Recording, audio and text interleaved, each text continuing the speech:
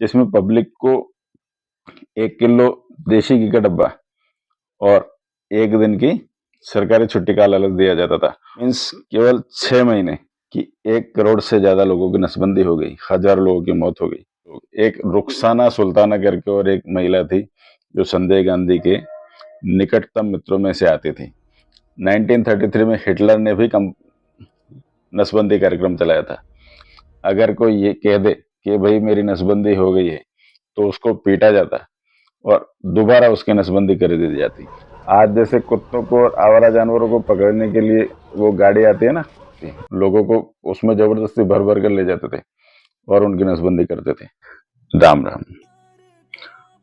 भारत में परिवार नियोजन कार्यक्रम सबसे पहले, बल्कि दुनिया में सबसे पहला कोई देश रहा तो भारत रहा जिसने परिवार नियोजन कार्यक्रम शुरू किया था 1952 में। दुनिया के जितने भी पश्चिमी देश, विश्व बैंक, अंतर्राष्ट्रीय मुद्रा कोष और एड इंडिया कंसोर्टियम जहां से भारत को मदद मिलती है, उन सब का बहुत अधिक दबाव रहा भारत सरकार पर, क्योंकि भारत की पॉपुलेशन इतने विस्फोट से बढ़ रही थी। यानी ऑन एन एवरेज 22% की दर से हर 10 साल में भारत की पॉपुलेशन बढ़ती जा रही थी। तो विदेशी जो संगठन थे, यूएन वगैरह, उन सबका ये कहना था कि हम भारत को कितने अनाज की हेल्प करें। भारत को अनाज की हेल्प करना यानी समंदर में रेत फेंकने जैसा है। तो उनका बहुत ज्यादा दबाव था भारत पर कि वो अपनी पॉपुलेशन को कंट्रोल करे। तो उसके लिए 1952 में, फिर 1972 में भी पॉपुलेशन कंट्रोल के लिए प्रोग्राम किए गए, जिसमें पब्लिक को 1 किलो देशी घी का डब्बा और 1 दिन की सरकारी छुट्टी का लालच दिया जाता था और कुछ रकम भी उनको दी जाती थी। इस तरह से उनको मॉनेटरी प्रोत्साहन दिया जाता था, लेकिन फिर भी वो सफल नहीं हो पा रहा था।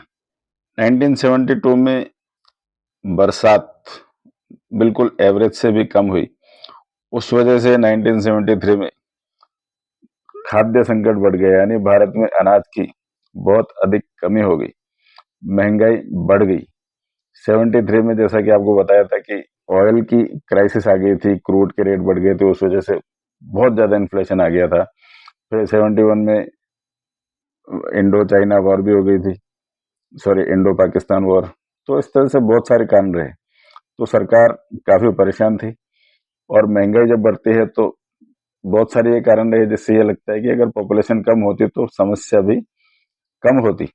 इस वजह से सरकार चाह रही थी कि किसी भी तरह से पॉपुलेशन कंट्रोल हो जाए।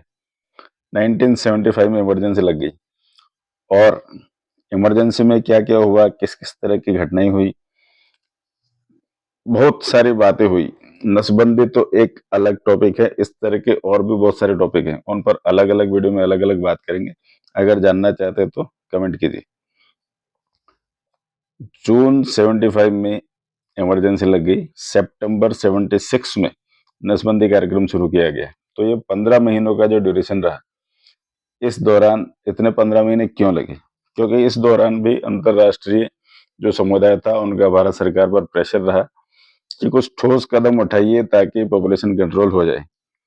तो उसके बाद में सितंबर 76 में अनिवार्य नसबंदी कार्यक्रम चालू किया गया, जिसकी बागडोर संजय गांधी के हाथ में सौंपी गई। संजय गांधी यानी इंदिरा गांधी का छोटा बेटा। संजय गांधी उस समय न प्रधानमंत्री थे न मंत्री थे, एक बार अमेठी से सांसद जरूर रहे। संजय गांधी को फुल ऑन पावर कभी नहीं मिली थी। ये वाला नसबंदी जो अभियान था, इसकी फुल पावर संजय गांधी के हाथ में थी। संजय गांधी तब तक अपने आप को किसी भी तरह से प्रूव नहीं कर पाए थे, तो यह उनके लिए एक मौका था। शॉर्ट टर्म में उनको अपने आप को प्रूव करने के लिए एक बहुत सुनहरा मौका उनके हाथ में लगा था। और संजय गांधी बिल्कुल एक एवरेज पर्सन थे, कोई बहुत ज्यादा टैलेंटेड, डैशिंग वगैरह ऐसा उनमें कुछ भी नहीं था। एक उनकी जो दबी हुई महत्वाकांक्षा थी, उसका उनको एक अपने आप को प्रूव करने का मौका मिला।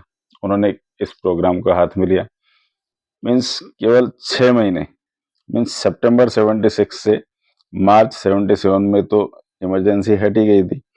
तो इन 6-7 महीनों में ही नसबंदी कार्यक्रम इस कदर भयानकता को लेकर एग्जीक्यूट किया गया कि 1 करोड़ से ज्यादा लोगों की नसबंदी हो गई, हजारों लोगों की मौत हो गई और लाखों लोग इसमें घायल हो गए।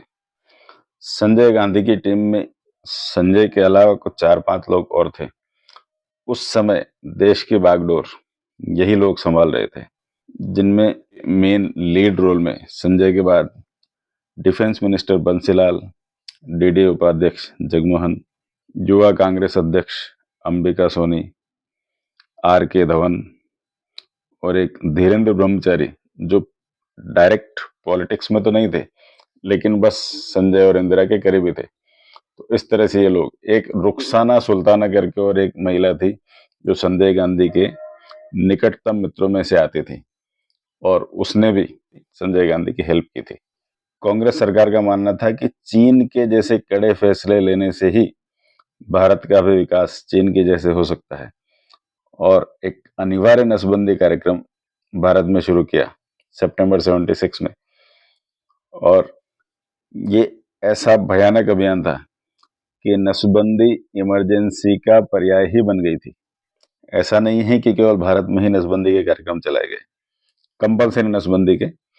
1933 में हिटलर ने भी नसबंदी कार्यक्रम चलाया था, लेकिन वो एक ऐसा कार्यक्रम था जिसमें जिन लोगों को आनुवंशिक बीमारी है, वंशानुगत बीमारी है, वो केवल उन लोगों की नसबंदी की गई थी ताकि अगली पीढ़ी में कोई भी बीमार बच्चा पैदा नहीं हो और जर्मनी इंसानों की एक सबसे बेहतरीन ब्रीड वाला देश बन जाए। इसलिए वो कार्यक्रम लागू किया गया था। उसमें 4 लाख लोगों की नसबंदी की गई थी, लेकिन भारत में तो उससे कई गुना ज्यादा की नसबंदी कंपल्सरी रूप से कर दी गई, जिसमें ये नहीं देखा गया है कि वो बीमार है या स्वस्थ है, 16 साल का किशोर है या 70 साल का वृद्ध है, पुरुष है या महिला है, शादीशुदा है या कुंवारा है, बच्चों वाला है या इसकी अभी अभी 1 महीने पहले ही शादी हुई है, कुछ भी नहीं देखा गया है। या एक बार कर दी गई है तो फिर भी दोबारा भी उसकी कर दी गई। फर्जी आंकड़े बनाने के लिए बहुत कुछ काम किया गया है। इस तरह का यह अभियान था। सबको सूचना जारी कर दीजिए कि अगर महीने के लक्ष्य पूरे नहीं हुए तो न सिर्फ वेतन रुक जाएगा बल्कि निलंबन और कड़ा जुर्माना भी होगा। सारी प्रशासनिक मशीनरी को इस काम में लगा दें और प्रगति की रिपोर्ट रोज वायरलेस से मुझे और मुख्यमंत्री के सचिव को भेजें। यह टेलीग्राफ से भेजा गया संजय गांधी का एक संदेश था। इसे आपातकाल के दौरान सभी राज्यों के मुख्य सचिव ने अपने जूनियर अधिकारियों को भेजा था और सभी राज्यों को स्टेट वाइज टारगेट दिए गए थे कि इस 1 महीने में इतनी इतनी नसबंदी होनी ही चाहिए, बाय हुक और बाय क्रुक, चाहे जैसे भी। We want complete target. और अगर कोई सरकारी कर्मचारी काम नहीं करता है तो जैसा कि आपने मैसेज में पढ़ ही लिया कि सस्पेंड भी कर देंगे, सैलरी भी रोक लेंगे, कार्रवाई भी करेंगे, जुर्माना भी लगाएंगे। और जनता के लिए भी यही था कि अगर आपके पास स्टेरिलाइजेशन सर्टिफिकेट नहीं है तो आपको छुट्टी नहीं मिल सकती, आपकी नौकरी नहीं लगेगी, आपका ड्राइविंग लाइसेंस नहीं बनेगा। और अगर आपके झुग्गियों पर हमने बुलडोजर फेर दिया है, जिस बुलडोजर के लिए आज इतनी हाहाकार होती है, ये बुलडोजर कांग्रेस सरकार ने भी उस समय चलाया था। ये एक अलग टॉपिक है, इसके लिए अब इस पर हम बात नहीं करेंगे, ये फिर कभी। झुग्गियां ही साफ कर दी थी इमरजेंसी के दौरान। रिहेबिलिटेशन करना है तो भी आपको नसबंदी का सर्टिफिकेट दिखाना पड़ेगा। मीन्स कोई भी सरकारी सुविधा, सहायता या काम आपको चाहिए तो पहले सर्टिफिकेट दिखाइए, उसके बाद ही आपको वो काम हो पाएगा। इस तरह का सख्ती वाला यह काम था। ना तो जनता को पूर्व में सूचित किया गया, ना कोई जागरूकता फैलाई गई। लोगों में पहले से ही नसबंदी के ऑपरेशन को लेकर मन में एक डर बैठा हुआ था, तो लोग तैयार नहीं थे। तो पूरे के पूरे गांवों को घेर घेर कर, घरों में घुस घुस कर, जैसे सर्च ऑपरेशन चलाए जाते हैं, अपराधियों को ढूंढा जाता है, उनको पीटा जाता है, पकड़कर घसीट कर निकाल कर अपनी गाड़ियों में, पुलिस की गाड़ियों में भरा जाता है। इस तरह का माहौल उस समय था। बसों चलती बसों को रोक कर उसमें से खींच खींच कर उनकी नसबंदी की गई। पूरे देश को एक बहुत बड़ा जेल बना दिया गया था। जेलों में भर भर कर नसबंदियां करी गई। अगर कोई ये कह दे कि भाई मेरी नसबंदी हो गई है, तो उसको पीटा जाता और दोबारा उसकी नसबंदी कर दी जाती। एक मोची करतार नाम का, उसका ऑपरेशन कर दिया तो उसके पेट में दर्द हो गया, इन्फेक्शन हो गया, कई महीनों तक वो काम ही नहीं कर पाया।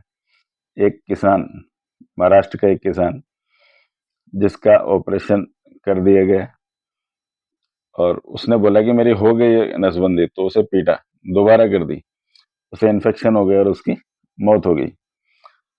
अब आप चाहे बस में हैं, रेलवे स्टेशन पर हैं, या रोड पर चल रहे हैं, हॉस्पिटल में हैं, सिनेमा हॉल में हैं, तो भी पकड़कर खींच कर आपकी नसबंदी कर देंगे। इस तरह का वो माहौल था। आज जैसे कुत्तों को और आवारा जानवरों को पकड़ने के लिए वो गाड़ी आती है ना, उस तरह की गाड़ियां बाकायदा चली थी। लोगों को उसमें जबरदस्ती भर भर कर ले जाते थे और उनकी नसबंदी करते थे। रात को जैसे लोग बचने के लिए भाग जाते थे, तो आधी आधी रात को 3-3 बजे गांवों में जाते थे। लाउड स्पीकर से अनाउंसमेंट होता था, गांवों को घेर कर फिर वहां पर लोगों को इकट्ठा करके फिर उनको ले जाते और उनकी नसबंदी कर दी जाती थी। जो लोग विरोध करते उन पर पिटाई होती थी, आंसू गैस के गोले दागते थे, और भी कोई ज्यादा विरोध कर तो फायर कर दिया जाता। फायर से भी हजारों हजारों लोगों की मौत हुई है। इंदिरा गांधी के राज में और भी ऐसी घटनाएं हुई हैं जब सार्वजनिक प्रदर्शन पर भी फायरिंग हुई है। ये भी एक अलग सब्जेक्ट है। यानी मैं हिंट तो दे ही देता हूँ आपको कि गौ हत्या के विरोध में जब करपात्री जी महाराज ने संतों के साथ वहां पर प्रदर्शन किया था संसद भवन के बाहर, तो संतों पर ही गोलियां चला दी गई थी। ये एक अलग टॉपिक है, इस पर फिर कई बात करेंगे। कमेंट जरूर कीजिए कि आपको इंटरेस्ट है या नहीं जानने में, तो मुझे भी मजा आएगा आपको वीडियो बनाकर दिखाने में। तो इस तरह से ये एक सच में एक काला दौर था जिसमें लोकतंत्र की बाकायदा हत्या कर दी गई थी। नसबंदी करना कोई बुरी बात नहीं है। नसबंदी अभियान देश के अन्य हिस्सों में भी, अन्य देशों में भी जब जब जरूरत पड़ती है तब तब होते हैं। इसमें कुछ गलत नहीं है, कुछ नया नहीं है, लेकिन हर चीज को एग्जीक्यूट करने का एक तरीका होता है। हर व्यक्ति इंसान है, सबकी भावनाओं का सम्मान होना चाहिए, और विशेषकर लोकतंत्र में तो होना ही चाहिए, क्योंकि उन्होंने आपको चुना है। 1978 में IS जौहर ने एक मूवी बनाई थी इस इमरजेंसी के ऊपर, जिससे कांग्रेस सरकार ने बैन कर दिया था, और जब सत्ता परिवर्तन हुई तो उस बैन को फिर से हटा दिया गया, और आज ये मूवी उपलब्ध है।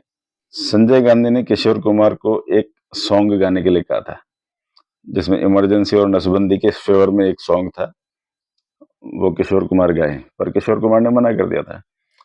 तो संजय गांधी को इतना गुस्सा आया कि किशोर कुमार के सॉन्ग्स ही बैन कर दिए all over India. Kishore Kumar की हर मूवी बैन कर दी। यानी दूरदर्शन पर किशोर कुमार ना तो कोई एक्टिंग वाली मूवी आएगी, ना कोई सिंगिंग वाला सॉन्ग चलेगा, ना कोई मूवी आएगी। इस तरह का उस समय वातावरण बन गया था। और ये काला दौर जब खत्म हुआ, जब इंदिरा गांधी सरकार को लगा कि अब एक्चुअली उनको भी गलत आंकड़े भेजे जाते थे अधिकारियों द्वारा, उनको ये आंकड़े भेजे जाते थे कि जनता तो बहुत खुश है, तो सरकार को लगा कि भाई खुश है तो फिर से इलेक्शन करा देते हैं और ढंग से एक बार वापस थोड़ा सा डैमेज कंट्रोल हो जाएगा, वापस कुर्सी पर बैठ जाते हैं। तो इंदिरा गांधी ने खुद ने ही अनाउंस किया कि अब इमरजेंसी बंद कर देते हैं, खत्म कर देते हैं। इसकी नॉलेज किसी को भी नहीं थी, ये वो अकेले ही जानते थे, और उन्होंने अनाउंस कर दिया था इमरजेंसी खत्म करने का, और फिर से इलेक्शन करने का अनाउंसमेंट किया था। और उस इलेक्शन में संजय गांधी और इंदिरा गांधी दोनों ही बहुत बुरी तरह से हार गए। इमरजेंसी एक बहुत काला अध्याय है इतिहास का। इसके अंदर बहुत सारे अलग अलग चैप्टर्स हैं। अगर जानना चाहते हैं तो कमेंट कीजिए। और कुछ अनसुनी कहानियां बिल्कुल अलग जो आपने कभी नहीं सुनी होंगी। इस तरह की जानकारी हम आपके लिए लाते रहते हैं। शेयर सब्सक्राइब कर लीजिए। और भारत में इमरजेंसी किसने लगाई थी ये तो सब जानते हैं। किसकी सलाह पर लगाई गई थी और कितनी बार लगी, क्यों लगी, डिटेल से जानने के लिए इस वाले वीडियो को जरूर देखिए। अगर आपको आज का टॉपिक पसंद आया हो तो लाइक, कमेंट, शेयर, सब्सक्राइब जरूर कीजिए। वंदे मातरम, जय श्री राम।